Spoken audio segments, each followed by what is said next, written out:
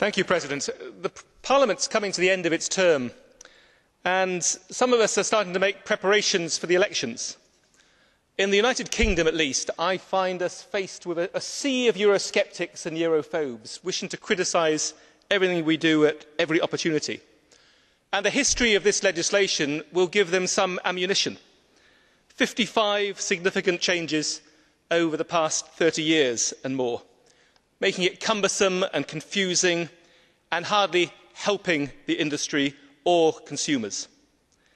Yet the critics, I find, often tend to stop short. They don't tend to actually look at what the European Union is doing to try and improve upon the existing situation and to put benefits into practice. They assume they're always static. So here we have a piece of legislation that in practice has ensured that existing arrangements are simplified, that red tape is cut, that the legislation is clarified for all. And we have a directive turned into a regulation.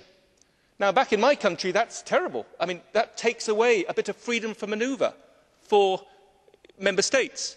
But the reality is, as we've seen with REACH, as we now see with this, industry does not want 27 different interpretations of a European rule. It wants the facility of knowing exactly where it stands across this market that we have, the greatest market of its kind in the world. Will the critics stand out and say, we were wrong to insist that CMRs be banned? Will they stand up and say that? We were wrong. Will they say that we should be putting into cosmetics products that we wouldn't put into foods, despite the fact that some of these cosmetics will be put on our skins, in our eyes, even taken in our mouths? Will they oppose proper assessments being made of cosmetics, or the centralised information service, which the Commissioner has rightly said will actually save industry money? I don't think they'll do any of these things.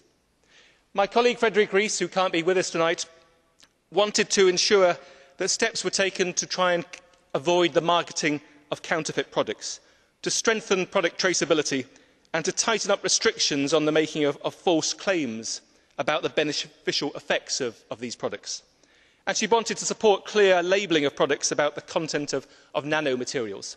We've made progress in all these areas. So on her behalf, I'd like to thank the rapporteur and the shadows and Commissioner Verheugen.